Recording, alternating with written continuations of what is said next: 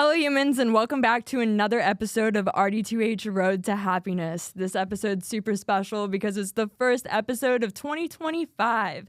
And with the new year, I planned on bringing a whole new RD2H Road to Happiness. So as you can see, if you're on video, I'm all dressed up today, and that is because the last 2.5 years, we have been working on mindset here at RD2H, and now things are finally coming into fruition. And 2025 is about actually materializing everything I've been working towards in the last 2.5 years.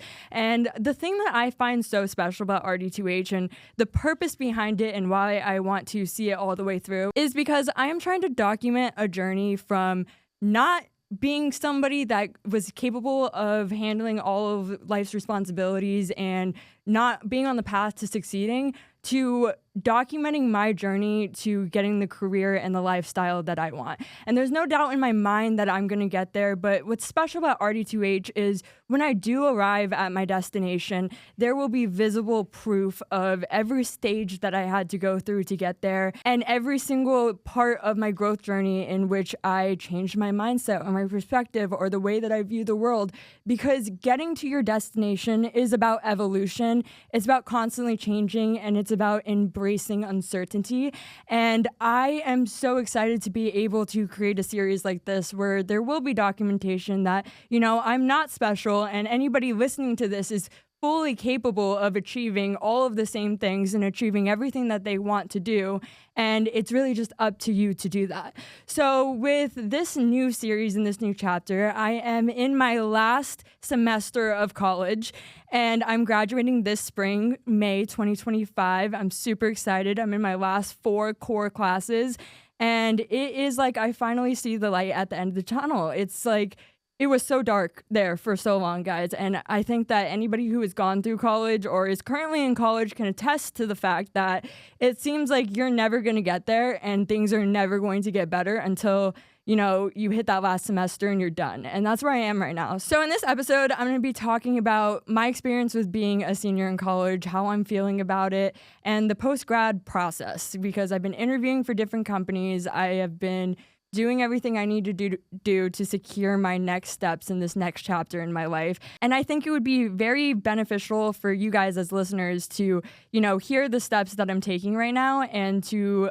understand the process and get a little bit more insight on what you guys could be doing to also get to your goals and the destination you want to get to. So we're going to cover a lot in this episode, and stay tuned till the end because I'm going to cover some tips and tricks that you might not know to really nail not only the interview process, but how to, send in your application in a manner that makes sure that you actually get a call back and get an opportunity for jobs and things post-grad, because too many times we leave graduation and we have no plan for the next job, and there's too many graduates out there that feel a hopelessness, like they're never going to get to that spot or that salary or whatever it is that they want to get to in their career.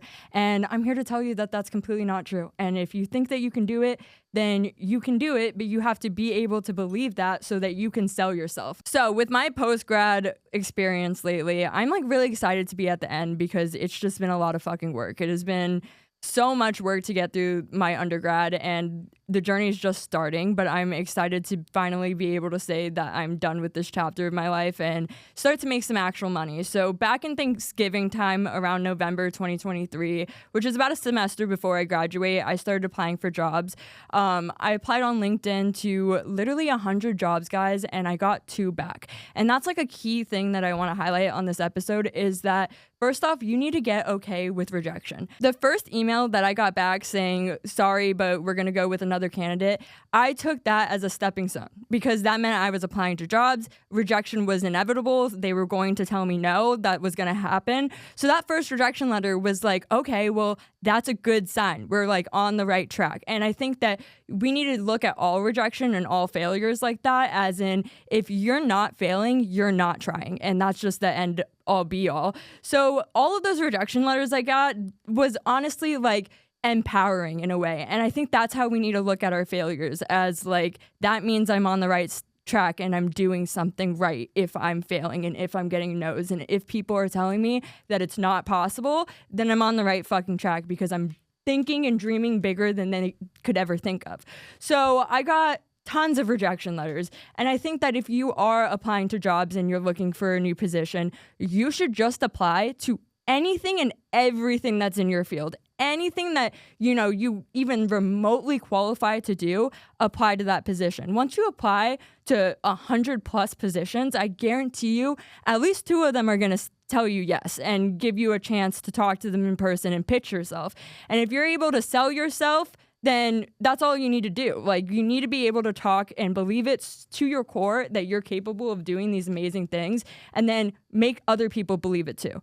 Because if you don't believe that you can get to that destination and you don't believe that you can do the things you want to do, how in the world are you supposed to convince other people and make them think that you're qualified to do it? So the first step, which is, going back on the series from the beginning to this point on, has been developing the mindset so that you can go out in the world and really believe in yourself and believe that you have something special that is going to add value to whatever market you're in. And once you have that mindset and that inherent belief that you hold value at the end of the day, that you hold value, then it just becomes convincing other people what you already believe. But it's way harder to do that when you don't believe you're going to succeed yourself. So working internally is this first step to getting what you want externally. So like I said, I applied to 100+ jobs. I got 2 back, but they were 2 very good positions. 2 positions that would open doors for me post-grad. And I think that falls into the way the universe works. You get what you need. I applied to so many jobs. I got so many rejections, but I had faith. And even looking at those rejection letters and waiting those weeks, I was like, everything always works out. I am right where I'm supposed to be right now. And nothing in my life that has ever gone wrong has not over time worked itself out. So why would post-grad, why would job searching, why would this part of my life be any different? Even if I feel like, the ground is a little not stable and I have uncertainty around me. From every position I've been down bad, it's always worked itself out. So that kind of inherent faith in just the universe, I think, is something that fuels my everyday life, is the fact that things always work out the way that they're supposed to. So why stress about what you can't control when at the end of the day, it's going to work out? And going on that, I've realized in my journey of getting to where I want to be, you have to let go of all expectations. If you hold some kind of attachment to whether it be that specific area of work or that specific company or that specific title, and you hold attachments thinking that is the end all be all, you're already setting limitations for yourself, because a lot of life's blessings are not at all what we planned for ourselves. Life doesn't go as we planned, but I believe that we always get what we need, even if you don't see why you have to go through the step you're going through right now. In the long term, things always work out the way that they're supposed to work out, to put you in the experiences that you need to be in, to develop the characteristics that you need to develop to get to who you're supposed to be. So I really wasn't stressed about the rejection letters, but the 2 companies that I did get yeses on, they were great companies. And for me, I just needed somebody to give me the opportunity. I needed one yes and somebody to say, I will sit in front of you and let you pitch yourself to me. And I knew that if I could get in front of somebody and I could be able to talk to them and show them what I inherently believe, that I am an asset, I am a value, then I would be able to sell myself in a way that would get me that job. I just needed them to get in person with me and give me an opportunity to talk.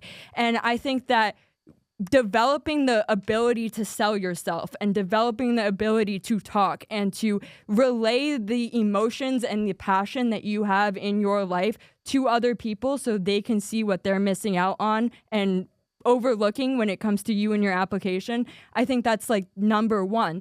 And to be honest, the thing that has gotten me to the point where I'm able to articulate my words in such a way and to speak so dominantly and smoothly and be able to sell myself in a way that is so confident that if I can just get you in a room with me, I think I got the job automatically.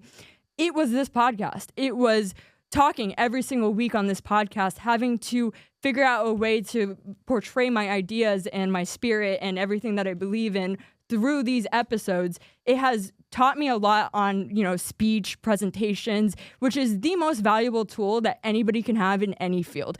And so I think that even if you're a really shy person and you don't want to post your stuff on social media and you don't want to make a podcast or a TikTok account or whatever, I think it'd be really valuable for you to just pull out a camera once a day, get out of your comfort zone, pull out a camera once a day and just talk for 1 minute, whether it be what happened to you that day or, what your dream was about last night or that argument you had with your boyfriend and you just need a vent. Do it in a way that is a presentation for yourself. 1 minute a day. You can delete it after you record it. For the first couple weeks are going to be terrible. You're going to say a lot. You're going to be like, I can't even watch this back. It's so bad. But you'll see yourself improving every time you do it. And I think that could be a really valuable tool for anybody out there listening who wants to get to the point of success and to the point where, they are able to sell themselves in an interview and move up in this life and hopefully get to a point where they're financially stable. That's why we're listening to these podcast episodes, right? I think that you have to put yourself in uncomfortable situations. I say that all the time. And you have to do it repetitively because we get better every time that we do something. It is just how our brains work. And putting yourself in a position where you are just talking about your day for 1 minute a day on that camera could improve your, speech ability and your fluency on just portraying your ideas so heavily, so quickly that you're going to have the biggest competitive advantage against everybody else you're competing with, whether it be for that position or whatever it is you're looking to succeed in. That is a key tool. And I would really, really suggest all of you guys doing that. So as I was saying, when I got in front of them, I pitched myself. I talked as I'm talking now. I really portrayed my passion and what I want to do in the business field. Because if you don't know, I'm a finance and real estate major. Like I said, I'm graduating May 2025, so I'm at the end of this journey of mine.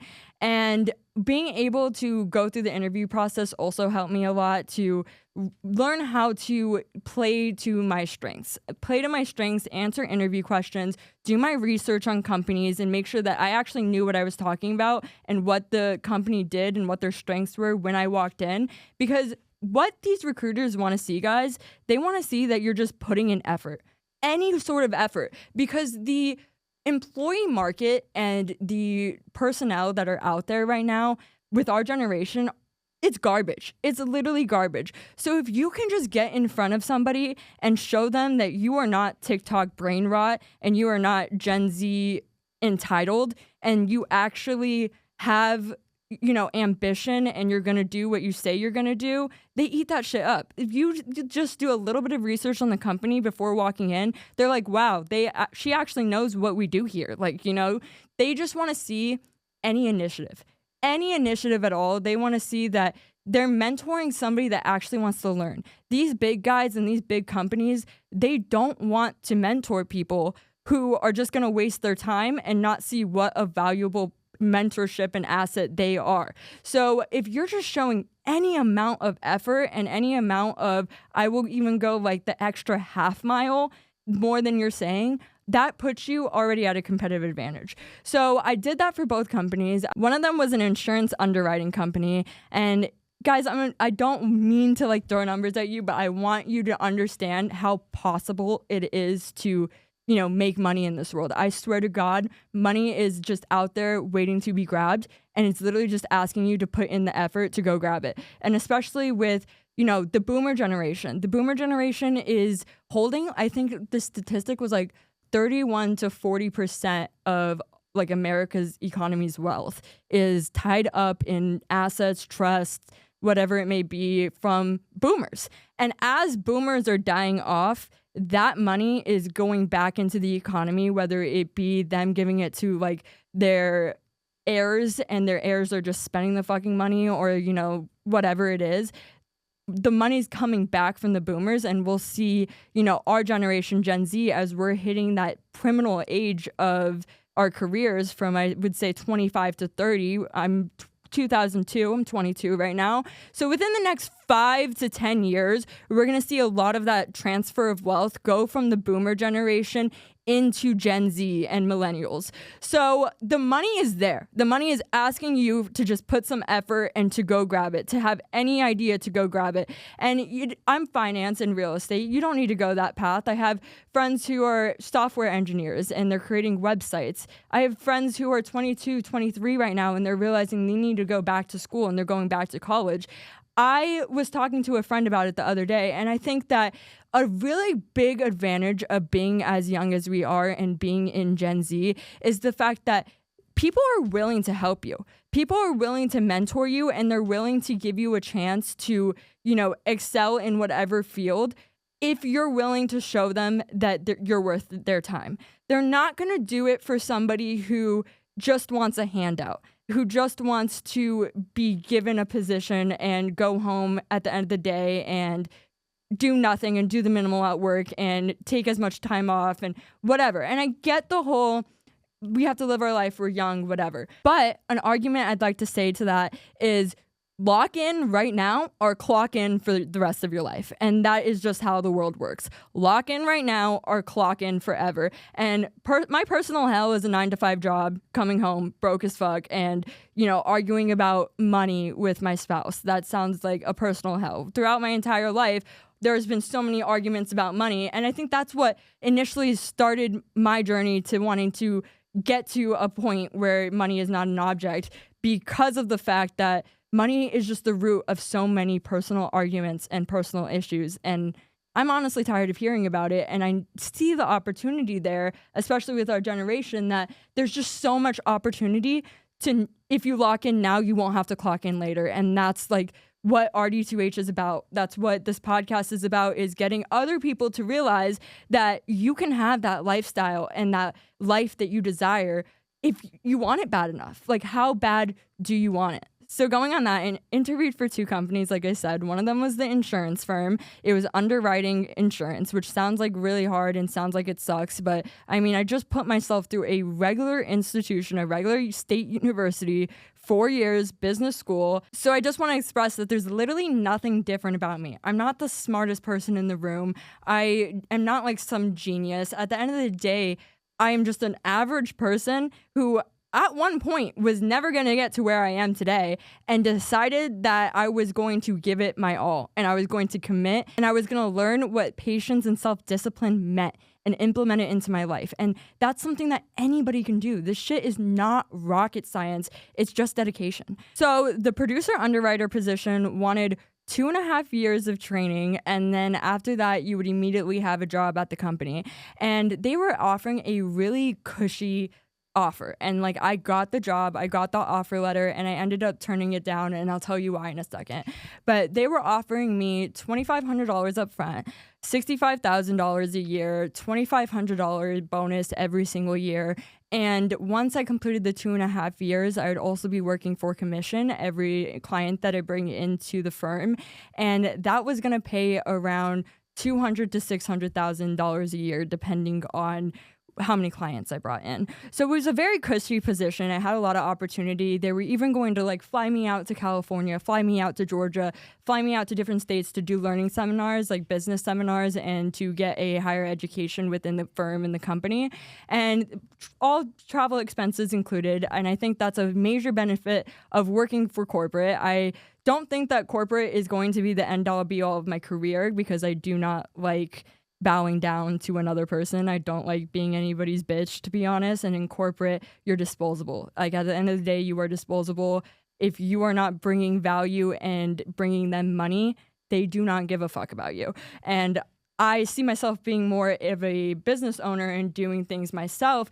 But the thing with corporate is I'm looking at it as a higher education. I spent 5 years in corporate and I learned how corporate works. And my big thing is I want to manipulate the system to work for me. I don't agree with the system and I don't plan on falling into it. In fact, I plan on reforming the system. And I'm starting with this series, as you can see, and trying to get other people to realize that although, you know, high-end jobs and education and this kind of mindset is gate-kept within our society because they don't want you to get there. They don't want you to break that barrier or enter that market. They want to, you know, keep it isolated to themselves. They don't like new players. But the thing is with new players is they have a purpose of reforming like I do right now. And how are you supposed to reform the system and reform the game if you don't learn every single rule to the game in order to beat them at their own game? You beat them at their own rules. You manipulate the system to work for you. And so 5 years in corporate, in my kind of ideas and the way that I think, 5 years in corporate will be like a higher education for me in the sense that I will learn the in and outs of corporate, and I will learn how these big boys play, how these sharks play, how these higher up companies play the game, so that when I'm ready to go by myself and build my empire and do it for myself, I know what the game is, what the rules are, and I was taught by the best players, and now I'm playing for myself. So I don't see myself staying in corporate, but I think corporate is a very valuable tool in the sense it offers security. They offer reimbursement plans, 401k, which I can talk about 401ks and retirement funds and all of that in a different episode.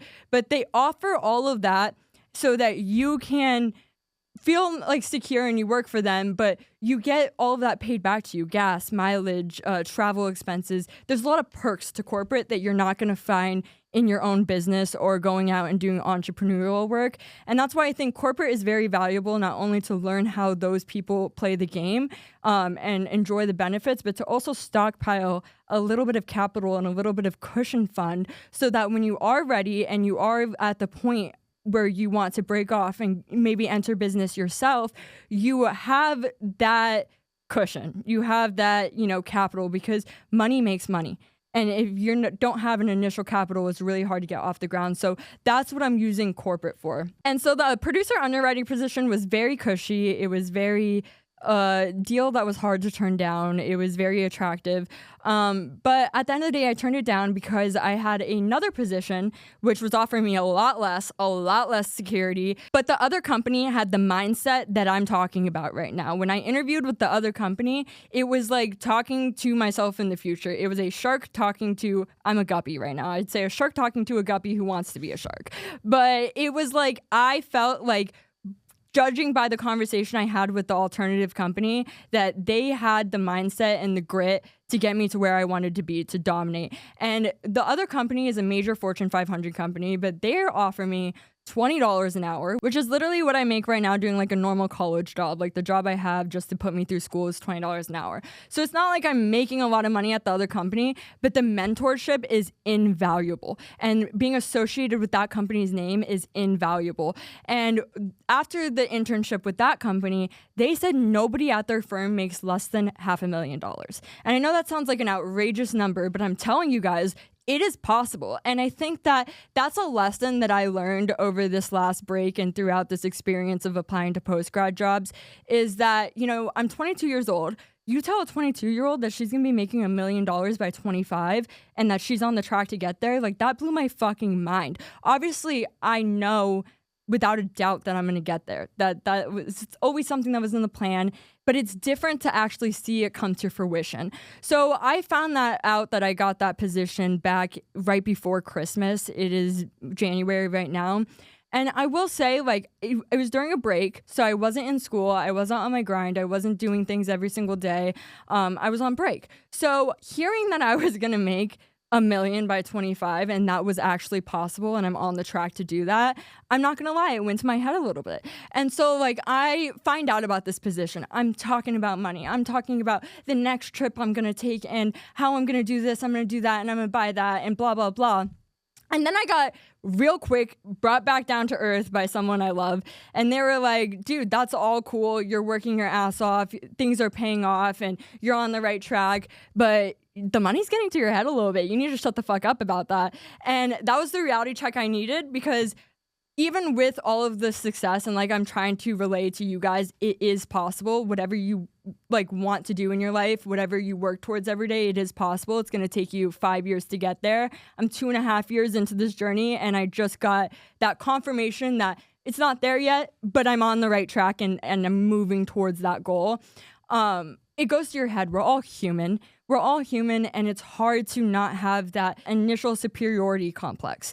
But I don't want to be like that. I don't want to be that successful person that's an asshole, and I don't want to be that successful person that shoves it in people's face. I want to be somebody that offers a helping hand so I can bring other people up with me. The whole point to getting to the level that I'm striving to get to is to show other people that it's possible, that the limitations of getting there is in our head, and that if you want it, it's literally out there for grabs, and to help other people get to that point. So I needed to reevaluate after I got that good news why I got into this in the first place. Because the money's cool, and I always knew the money was going to come. It was inevitable. It was going to happen.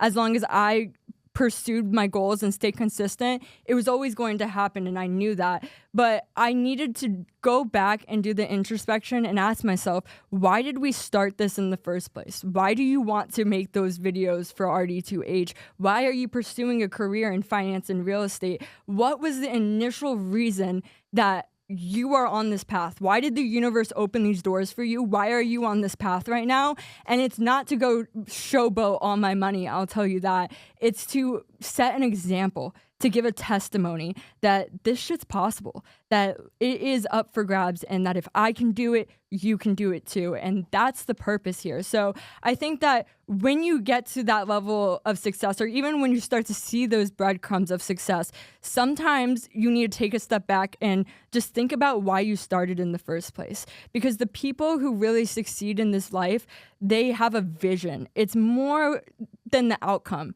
It's about something greater than themselves. And I think that if you can find a purpose, and I believe I saw something that said a purpose is something that hits all three marks. It makes you money, it helps other people, and you're good at it. If you can find something that makes you money, contributes well to society, and that you like to do and you're good at, that is purpose right there. So I'm blessed to have found that for myself, and I urge you to think about that, because I also have found that, karma's a real thing, and I'm going to do an episode in 2 weeks about keeping your karma clean. But when you put good out into the universe, good comes to you. You do good things for others, and good things happen to you 10 times fold. So I encourage you guys to find that fulfillment, road to happiness, finding our happiness and paving a road for others to get there. And it's more about the money. It's about the vision that you have. Why are you doing what you're doing, and what do you hope to get out of it? The money is going to come when you have that vision and you're pursuing something bigger than yourself. Success is inevitable when your reason for getting up in the morning and for doing the thing that you want to do is bigger than just the paycheck. So I am currently taking that other position that holds a greater return in investment in the long term. I'm going to be making more money in the company, and I'm going to be doing something that I actually like to do. It's commercial real estate investment sales, which sounds like a long, fancy title, but it is directly related to my field in finance and real estate, and I genuinely have a passion for investing. As speculative as it sounds, and most institutional investors don't really agree that it's a good investment, I made a lot of money on Bitcoin in 2020, and that making a lot of money. I made $20,000 at 19 years old investing on Bitcoin when I didn't know what Bitcoin was. Someone just told me Bitcoin's going to come up, and I put $1,000 of my financial aid in there.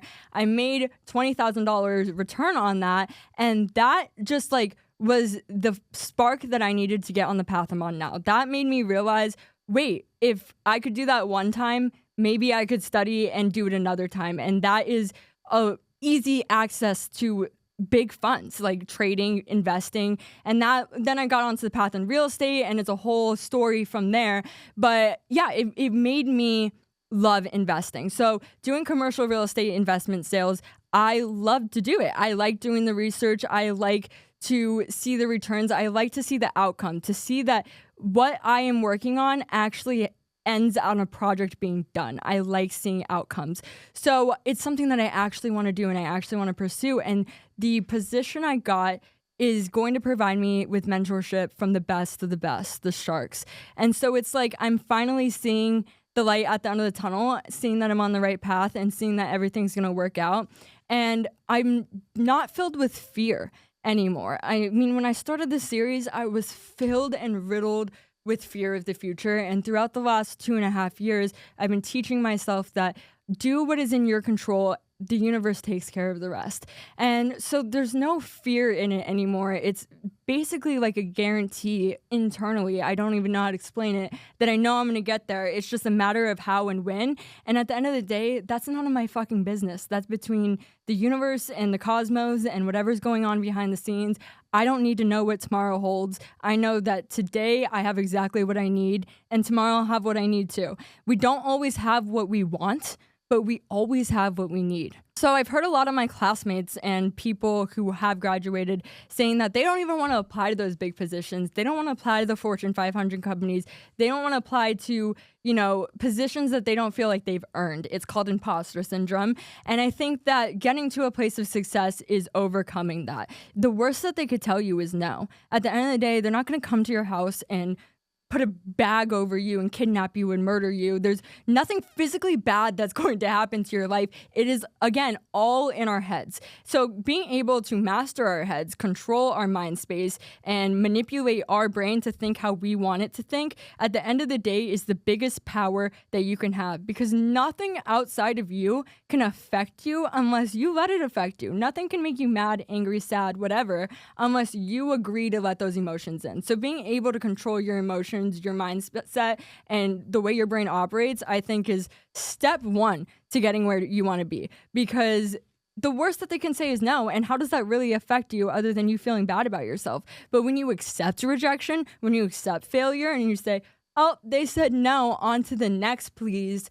That's when you're going to see that progress, when you're comfortable with getting no's. And that's a really hard thing to do, but I think it's essential to getting to where we want to be in this life. And like I said, these people, they know that coming out of college, you have very minimal experience. You have just enough experience and knowledge to be able to understand what the conversations are happening in the boardrooms or in the engineering facilities or whatever major that you're in. You know enough just to listen to people who know more than you and to understand what they're saying, but your knowledge is so foundational that they know you know nothing.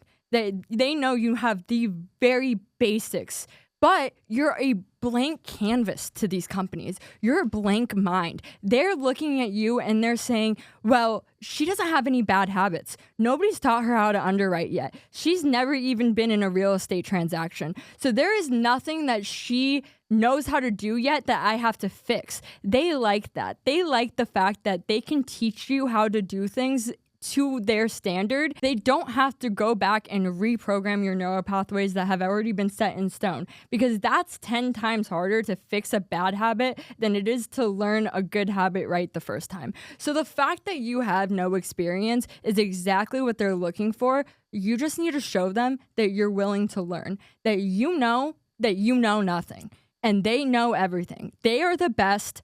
You are a freshman in the workforce, and you are willing to learn from them and to do everything to gain the knowledge from them. And if they see that you have just that initiative to be able to show up and actually want to learn, they're willing to teach. People are willing to teach if you're willing to learn. So I think that applying to those jobs that you don't think you're qualified for, or entering a position that you're like, oh, I'm way over my head right now, that's exactly where you're supposed to be. You need to fake it until you make it. You need to learn from these people that know more than you until you know what they know. Because the people who fail most when it comes to these mentorships and these training programs and getting to a higher level are the people who are so arrogant that they think that they are right when they are wrong. If you cannot admit that you are wrong and admit that you might need to see a different perspective, see a different way of seeing things, and refine the way that you're viewing something and pivot to make something work and to succeed, then you're not going to make it. You have to be able to admit you know nothing, admit when you're wrong, and be able to pivot. Be able to change the way that you're doing things to get different results, because doing the same thing is not going to get you the same results. So just being able to show that mentor or recruiter or whoever you're talking to that you are trainable is literally the number one thing. If you want it, you're hungry, you're trainable, and you're willing to show up, people will move mountains for you. And so I took a major risk. I actually told that first company that gave me an offer no before I even got the acceptance letter for the other company. So I let go of my safety position because I knew I wanted the commercial real estate investment sales more. I knew that was going to align better with what I want to do, and that meant taking the risk of letting go of a company that had already presented me with an offer for a company that's still kind of, to this day, kind of stringing me along a little bit, seeing if I'm going to show up, because these companies, I could sell myself all day long, but they want to see the results. They want to see there's proof in the pudding. So I basically got this internship, but it's contingent on the fact that I need to get my Florida real estate license within the next 30 days. And so since my last interview, this company is playing hard to get, have not even reached out to me because they're waiting to see if I can follow through, if I can bring actions to the table that match the passion and the value that my words say, because actions speak louder than words.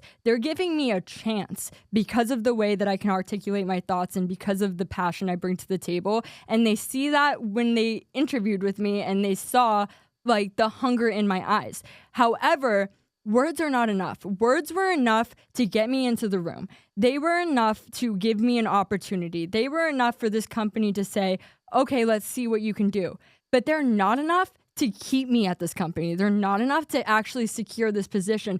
Then I have to actually act in a way that follows my words. I have to talk the talk and I have to walk the walk. So within the next 30 days, I'm getting my real estate license. And if you don't know, the real estate license for Florida is a 63-hour pre-licensing like requirement. So you have to do like a course, kind of like the DMV when you get a traffic ticket, the timed classes where you have to stay on the page for like a minute and 30 seconds or 20 minutes or whatever. And you have to go through every single module, and it's 63 hours total. Then after that, you have to go get your fingerprints in some kind of location, get your fingerprints recorded so they can attach it to your license because there's only one license per fingerprint. And then you have to send that application to the state, get it approved by the state, and then go sit in person for a final exam. Now, like I said, I'm a real estate major, so the concepts within the lessons on your real estate pre-licensing course, nothing new to me. It's literally overviews of concepts that I learned throughout my undergrad. So I'm able to get through this pretty fast, but I want to make a point. And I think it's really important when you are trying to get to a higher level and you get given an opportunity. Through my words, like I said, I was given an opportunity to show what I could do. Now I have to show what I can do. And so I have been staying up all night, every night, trying to get through this course as fast as I could. What would normally take people a few months, balancing this course load with other things in life. I'm trying to show this company that I'm a shark, that I'm going to do what I say I'm going to do.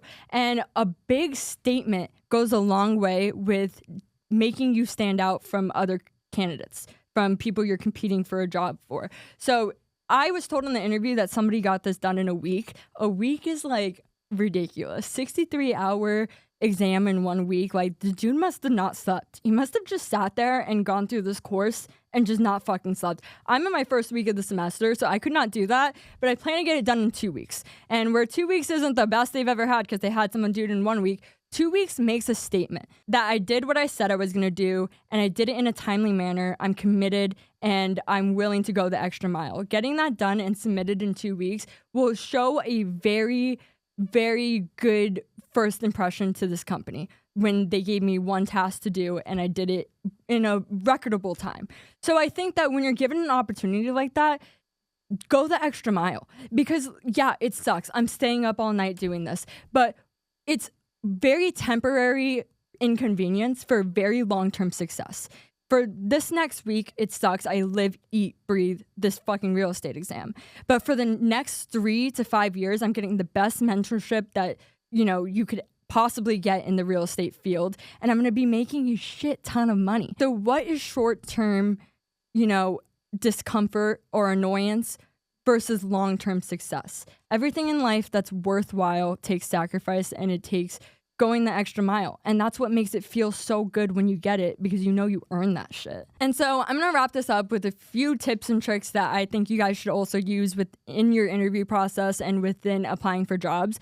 The very first thing that I'm going to say that surprises me that a lot of people don't know, because I have, like I said, I have friends who are 22, 23 now. They're realizing, oh shit, like I want to do more with my life. Like I'm going to go back to school, which is really admirable. It's really admirable to not go right when you're 18, but to realize I want more for myself and to go back to school. And I respect the fuck out of people who decide to make that decision.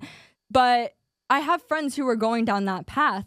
And I'm talking to them about applying to jobs and applying to universities and applying to things. And I was really shocked to find out that not a lot of people understand the value of a cover letter.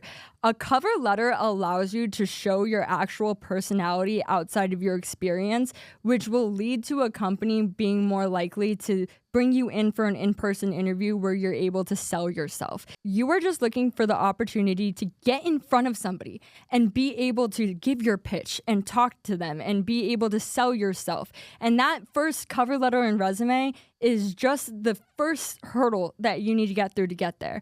So doing things within your cover letter and resume to differentiate yourself from other candidates is number one. And the first step to that is a cover letter. Both of the jobs that I got said that the only reason that I got my call back was because I had a cover letter. They were, one, impressed by the contents of my cover letter, and two, they were impressed by the fact I had a cover letter in general. Because I guess within the business community, the cover letter thing is dying and not many people are doing it, especially if you didn't go to a university and have a professor yell at you about the importance of cover letter. Not many people are doing it. So just adding a cover letter can really make you different from everybody else. And if you think about when you apply to colleges, you write that one-page essay about the hardest challenge that you went through in your life. Why are you writing that essay? Are you writing that essay so they can see that you're a good writer? No. You're writing that essay so that they can have a feel of who it is that is in front of them, who's applying. Because grades are one thing. They can see A, C's, B's, whatever. But who is it? What do you bring to the table? And that's what the cover letter allows you to do. It allows you to add something other than your experience. Because at the age of 22, a lot of us don't have experience. How are we supposed to get jobs? And I know that's a giant complaint within the work environment. They want you to have experience to get a job, but how do you get experience without getting a job? It's a trap, obviously. So if you don't have that experience, how do you differentiate yourself? You write a bomb-ass cover letter and show some personality and show what you bring to the table. It allows you to have that extra opportunity to sell yourself and allows you to have that extra competitive advantage so that you can get in front of an actual human being and show them what you're made of and what you're capable of and bring that confidence to the table. Another great thing that you need to be doing with every job you apply to and every opportunity within your career or, finances that you're dealing with is send follow-up letters like it's a ritual. Every single time you have an interview with somebody, it requires a follow-up letter. Every single time that you speak to somebody within the company and they take time out of their day to talk to you, it requires a follow-up email. An email saying, thank you for your time. I appreciated it and I can't wait to see you again. Follow up, follow up, follow up. Literally after every interaction that you have with the company during that first initial interview process requires a follow-up email. And I think that is so important because they want to hire you, but they have a ton of candidates. You're the one that needs to prove to them that you are worth hiring. Shows that you're good at communication and that you're competent and that you're going to be good at sales and client relationships because you're able to build that back and forth. So following up is so important. And the last tip I'm going to give you guys is when you do follow up in those emails, it needs to look professional. Take whatever email you have, throw that shit into ChatGPT real quick. Chat will give you a whole personal business email, name, well-written body paragraph, and then warm regards, comma, your name. So send the emails, do the follow-ups, throw it into ChatGPT to make it professional. It takes 2 extra seconds and it sets you apart from everybody else because it makes you look competent. Chat is our biggest resource right now. I cannot express to you enough how you can be using ChatGPT. You can be using ChatGPT not to do your work for you and misuse it like too many of us do, but to make sure that it's perfect. It's articulate, it's grammatically correct, and it flows. Use ChatGPT as a resource, not as the end-all be-all, but the people who are going to succeed in this world coming in the next generations are people who know how to use AI. People who use it as a resource and a tool and use it to give themselves a competitive edge. Yes, we are going to be losing some jobs to AI. But the people who learn to use AI to give them that edge are going to be the ones who succeed. So AI is a giant tool that you can use, and I think that you should add into your toolbox and you should be using for everything that you can, because it will make the difference. And it's going to be something that is essential in business, careers, everything that we do within the next 5 to 10 years, if it's not already. So when you're writing those emails and you're following up, 2 seconds, throw it into ChatGPT, and I promise it makes all the difference. So that's where I'm going to end this week's episode. I hope you guys enjoyed. It's a little bit on the professionalism side this week, but RD2H is about building a life that is sustainable, bringing ourselves fulfillment, and actually getting to our goals and dreams. We are paving our own personal road to happiness. And I hope that my mindset and the ideas that I bring to the table help you guys as my listeners to think about what you want. Think about how you can implement some of these ideas into your life, what you agree with, what you disagree with, and really try to form a better person for yourself every day to get yourself on the path where you can get to those crazy ass unrealistic goals that everybody around you says is impossible. I'm here to tell you that if you're working towards it, you will get there. And it just takes one day at a time. So I love you guys. Tune in next week. I'm going to be talking about my college experience next week and why I would do college again. Because so many of us, especially in the Gen Z generation and the internet generation and all the people brain rotting on their screens, will tell you that college is stupid. That, Mark Zuckerberg dropped out of college and he's a billionaire. Well, Mark Zuckerberg got into Harvard. Did you get into Harvard?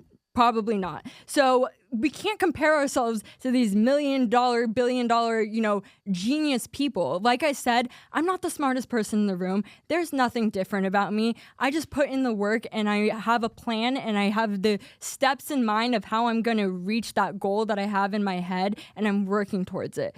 I'm not a genius, but Mark Zuckerberg, Elon Musk, they're fucking geniuses, guys. Like, of course, they were able to succeed without a college degree, but I think that a college degree holds a lot more value in your personal and career development journey than we give it credit for in the last couple of years. I think that we are talking college down, and I think that, at least for me personally, it has built me and grown me into the professional that I am today. And I think it is a resource that everybody should use. Everybody should have higher education. And even if you don't use your degree directly, every experience that we have in this life builds us up into the person that we are in some way.